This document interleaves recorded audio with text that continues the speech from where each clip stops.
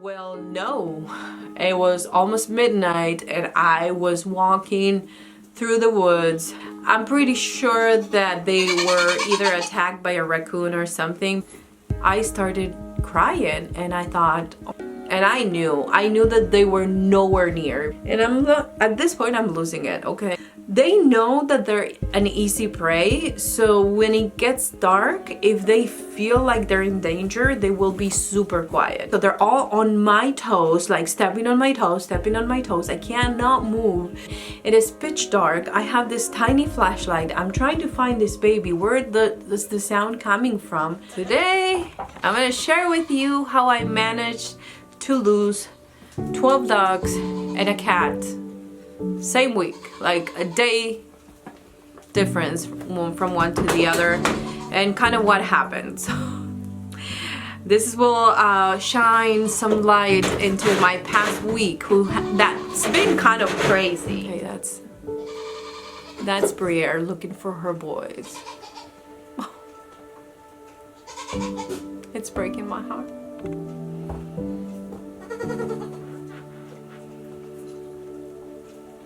You'll be okay, Brie.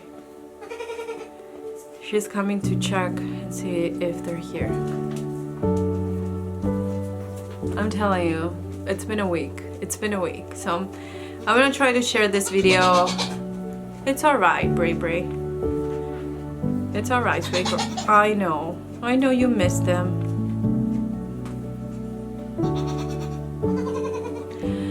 So anyway, if there's something missing on the background, just put it in the comments. What's that loud noise that you always hear in my videos that it's now completely quiet? And this time of the year, oh my gosh, it's breaking my heart. Oh my gosh, I cannot take it. She is calling Dom and Bob.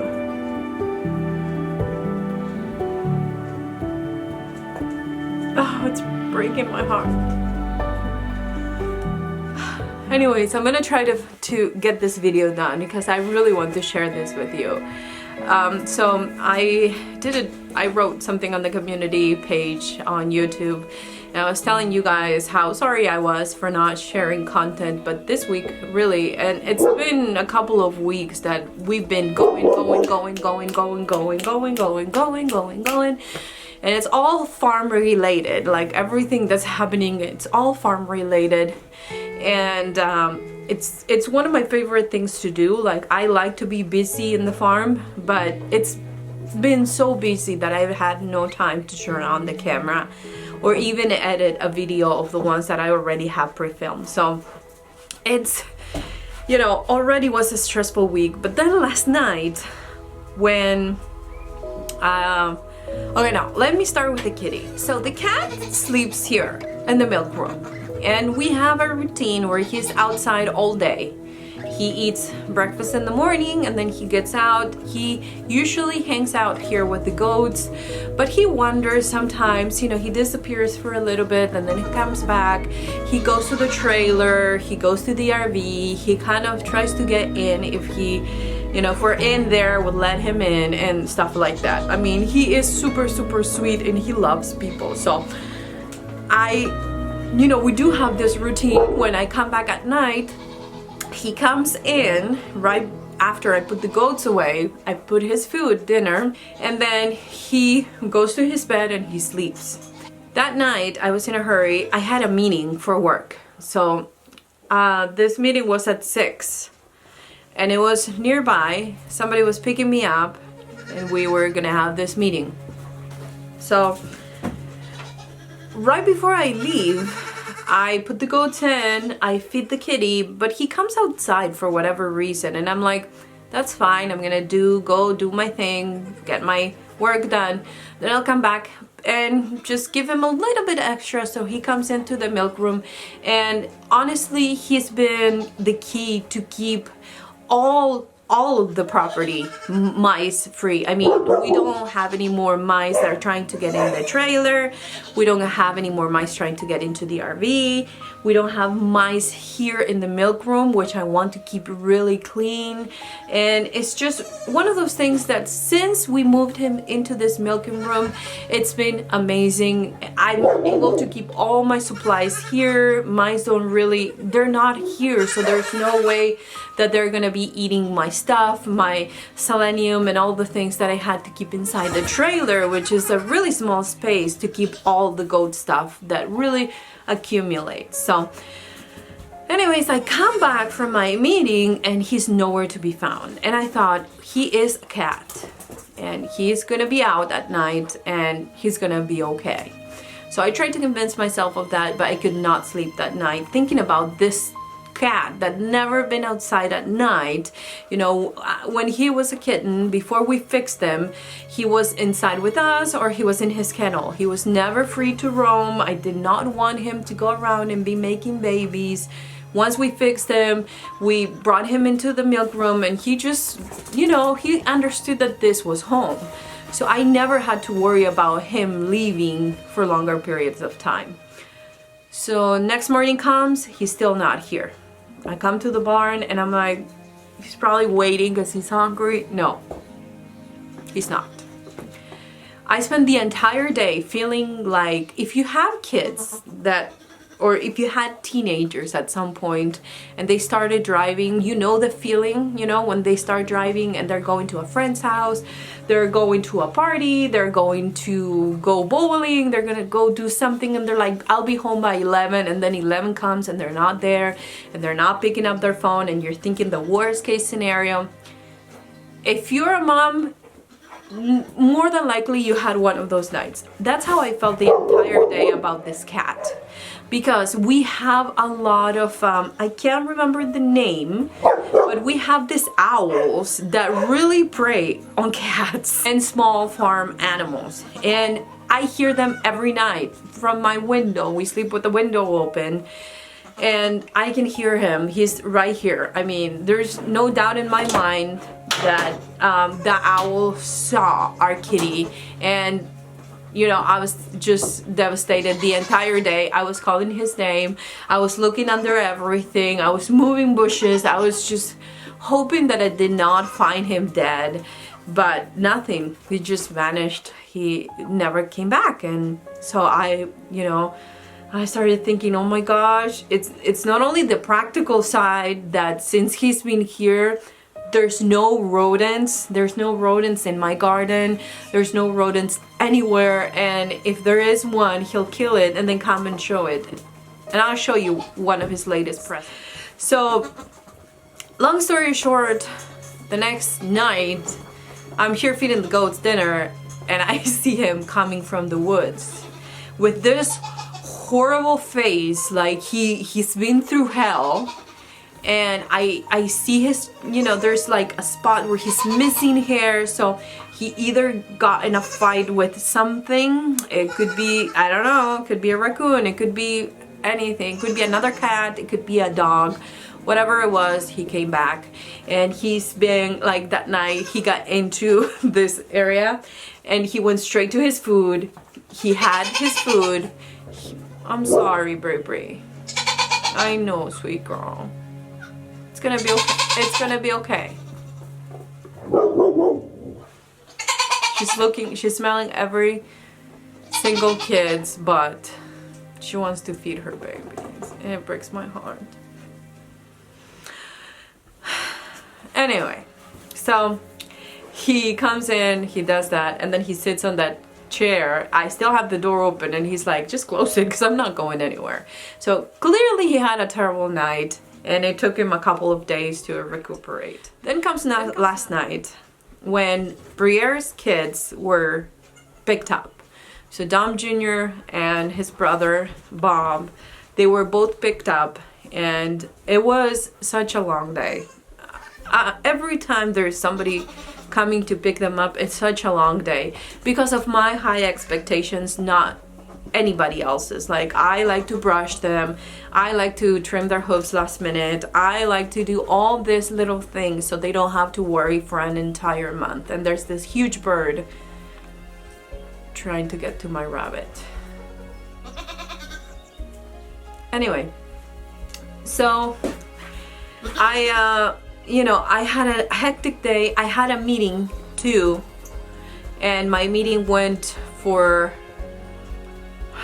2 hours. It was 2 hours long. They come pick her up and I go to check to make something for dinner, and I realize there's nothing really for dinner that I can make like fast. So I thought, I'm gonna go to the grocery store and I'm gonna get that, and I'm gonna pick up my son who was in town. So I'm like, I'll do all that. But it was kind of early. It was 6:30, I think, and it doesn't get dark until 9:15. It's when it's actually dark. So I thought, I'm not gonna put the ducks in because there's no need. There's no need for them to be in their pen when they can be swimming in the creek, and I'm gonna be back in hour and a half. Well, it took me, so I left 3.5 hours to come back. I'm getting interrupted every 3 minutes. So it's going to be an interesting video to put together. So in the end, I come back at around 10 p.m. It was pitch dark.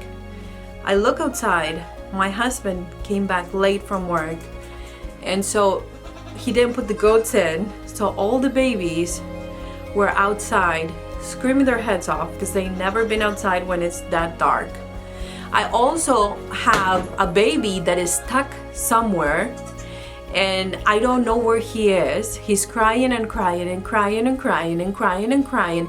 It is pitch dark. I have this tiny flashlight. I'm trying to find this baby. Where is the sound coming from? And it was all the way back in their pen. And he just, I don't know what he did. He's probably playing with it. There's this plastic basket that I used to move hay around, and he managed to get under it, and it was too heavy that he just couldn't flip it. Thankfully it has airflow, so he was able to breathe under it. But this was Clara's boy, Captain America. So I am just thinking, oh my god. And I was losing it at that point, okay? Because I'm like, I can't believe I had, this week it's been so stressful and all these things happening, and then all of a sudden I come home and this is happening. So, but that's not even the beginning of the story, because in the end I get him and I start moving them inside the barn. It's a pain in the neck because they all want to eat, so they're all on my toes, like stepping on my toes, stepping on my toes. I cannot move, and I'm trying to count the babies and make sure that I'm not missing any of them, because I don't know if they could be somewhere in the back of the pen and I just missed them. It's not likely, but I'm counting the babies. I'm in the barn, and then I look outside and I see one duck, and it's the drake. It's a drake. And so I am like, oh my gosh, the ducks are outside.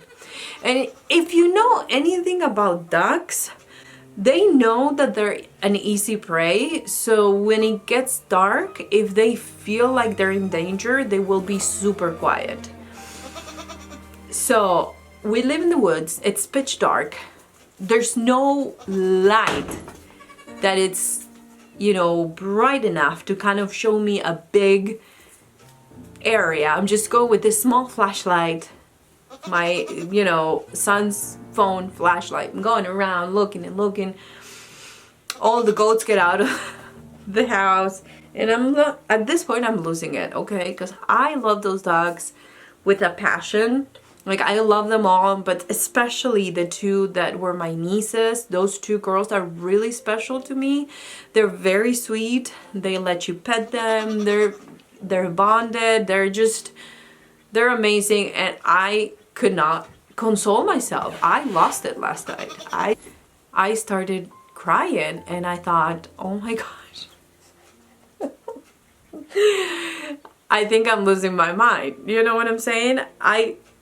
So I I put the goats in, I feed them. I'm like, flip it. They're gonna sleep all together and I'm not gonna milk in the morning, okay? I'm just gonna milk Briere, who has no babies on her.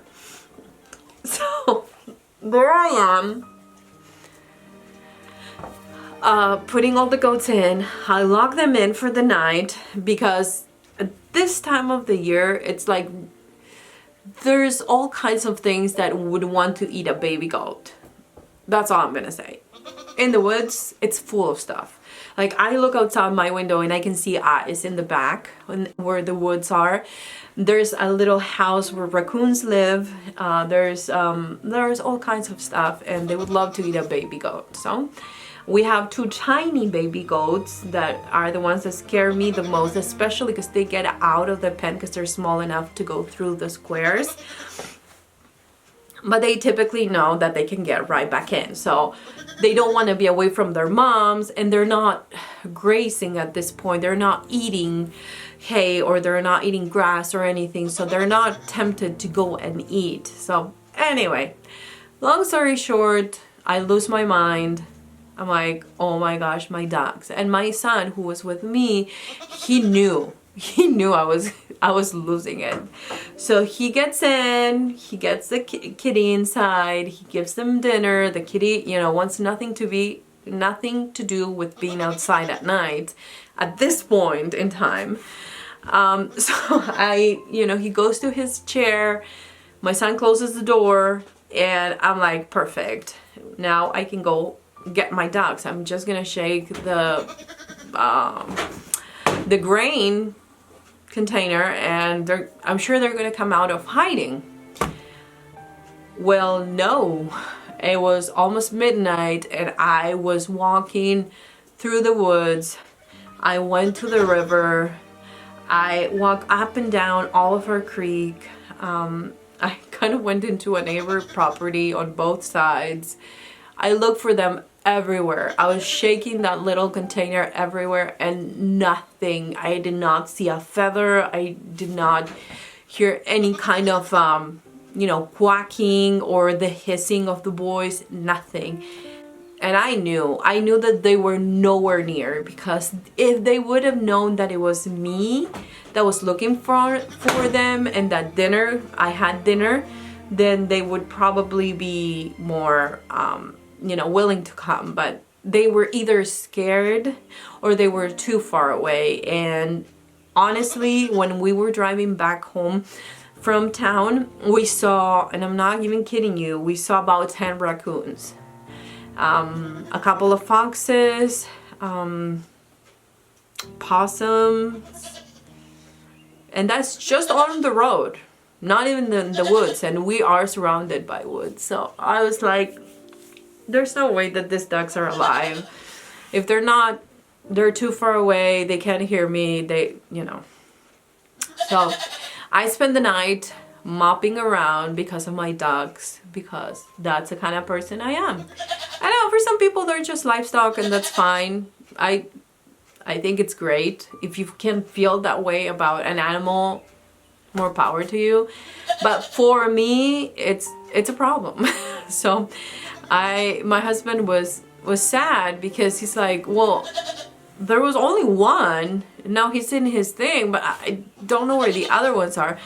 So I was kind of blaming on my husband because he didn't put them in. But by the time he came, it was already dark and they were not here. So it wasn't even his fault. And then I was blaming myself for not putting the ducks in before leaving, and kind of thinking, well, something could go wrong and I could be late. And let me tell you, the story in town, it's even more intense. I almost ran out of diesel because no gas station had diesel. And so I'm going from town to town to try to find diesel to get back home at least. That's another story for another day. But and I don't know if you know, but here in Oregon it's illegal to pump your own gas. So gas stations close. They're not 24 hours. So you have to be there before 9 p.m. if you want to get gas or diesel, because there needs to be an employee who will swipe your card and pump the gas or the diesel on your car. So that's beside the point. another day we'll talk about that. So I had the worst time in town. That's why it took me so long, because everything went wrong. I was going to pick up my son, and then his girlfriend's car stopped working, so they were stuck somewhere else that I had to drive. This was even more further away, so I had to get the diesel to go pick him up. And then I go to the grocery store and I run to neighbors. The neighbors, we started talking. We spent like 30 minutes. It was like, I should have put the ducks in before I left, and I didn't, and I was blaming myself. So I spent the entire night waking up in this horrible sadness that I made a huge mistake, and now all my ducks were dead, basically. The good news is I wake up this morning, and at 7, I left their pen gate open. There was only one drake that was here. So I put him inside the house with water and food, and I left water and food outside. So if the ducks were to come back, they would have dinner there.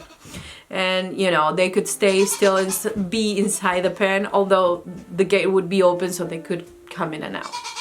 So I wake up, Briere! Bree!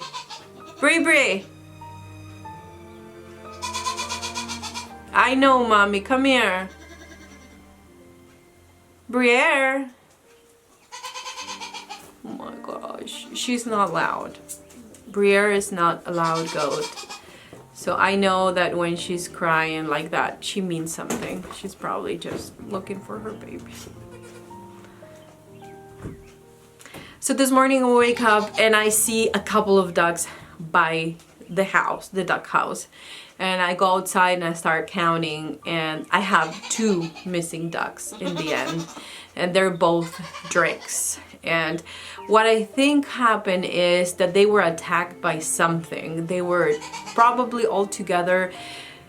I'm assuming they were hiding under a bush or something, because some of them have like spikes and things. So they were probably under a blackberry bush or something, or the actual bramble. You know, there are some huge areas, like acres of just blackberries, and I think that they probably went under it. They were trying to sleep it off, wait there until the morning to come back because they got lost or something, or they felt like something was out to get them. So I'm assuming that the boys stayed outside, kind of watching the girls, which is what they do when they're home. Briere, it's fine. I know, that's not your baby, sweet girl. That's not your baby. I know, Mommy. I know. I'm so sorry, though. I am so sorry.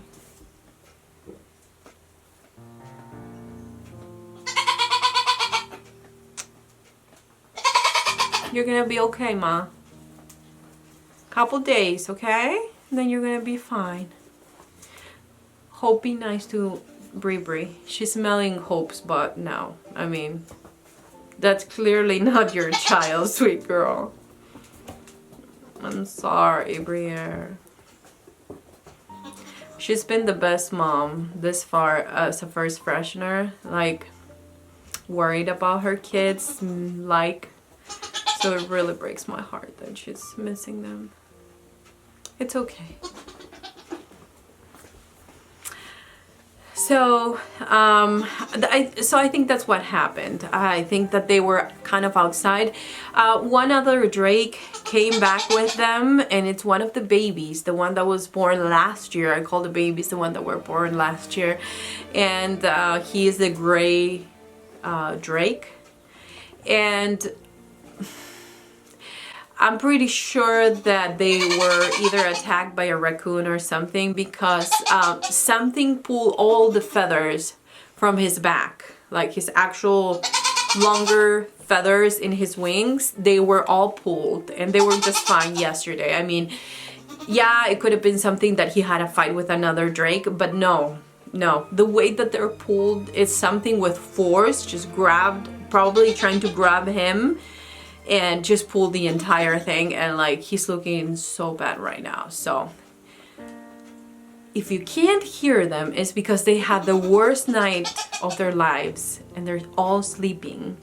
And I'm gonna show you, I'm gonna put clips of them over me speaking, but right now I can see them outside my door and they're all with their heads stuck back. They haven't said a word since they got back. I haven't heard them say quack. Nothing. They've been so super quiet. So I'm sure they are spooked. They were able to eat and go right back outside and go to the creek, and they did not want it. So I'm gonna give it about a week. I'm going to have plenty of clean water, you know, change their water frequently and make sure that they are, you know, they have plenty of water not only to drink but to swim. But it really breaks my heart that they're so scared. But Briere is breaking my heart right now. She's looking so sad by my door. Brie, you're gonna be okay, sweet mama. Oh my gosh, she's laying on a thing like this. Oh, Briere, I'm so sorry. She just had a moment and was headbutting another kid. So anyways, it's been a week and I'm glad it's almost over. We do have a lot of events this weekend in our community, so it's just beginning. The weekend is just beginning. Today is Friday. And I want to edit this video and share it with you this weekend so you kind of get an idea of what I meant by having a busy week. We've been working in the garden. There's a lot of things I want to do. A garden tour soon, but right now I'm focusing on getting all the babies ready to go. I'm almost trying to get ready to breed. Really trying to get ready to breed Arya and Ava. I have to say I'm more excited about Ava, breeding Ava, which has nothing to do with, you know, probably what's gonna look like, her udder's gonna look like when she gets pregnant and when she has her babies, but I'm really excited to breed Ava. Ava is the underdog. It's very much like Athene. I think it's just Rocky's genes because they're very much like their dad, and it's such a joy to have them in the herd because they're unproblematic, they're quiet, they're not the kind of complainers. They're the ones that you can say things once and they, you know, they'll push it for a little bit, but they're not really eager to fight like the other girls are. Like right now they're all trying to fight to get in here, but Ava is just eating. She has not one care in the world. Oh, she just came here. They're scratching themselves in my room. So anyways, I'm just so excited to breed Ava. And Arya might surprise me, but Arya has a lot more of the personality of Annabelle, so she's a little bit louder, she's a little bit more demanding, and she's a little bit more how can I say it? I mean, she just has a different personality. It's not like Ava's, and Ava is doing airplanes around me. She's like, what? So I'm excited. I just cannot wait to see Ava kid. I just cannot wait. It's kind of the same excitement I had over Athene, and Athene has not disappointed. Her babies are gonna be 2 weeks this Sunday, but I'm gonna leave them with her a little bit longer. I wish I could have the milk, but I think that the kids needed more at this point, and I'm willing to do that to avoid other things, complications that they get when they don't have enough milk. And so yeah, so that's all the happenings in the farm. So thank you so much for being here today, guys. I appreciate it, and I'll talk to you guys next time. Bye, guys.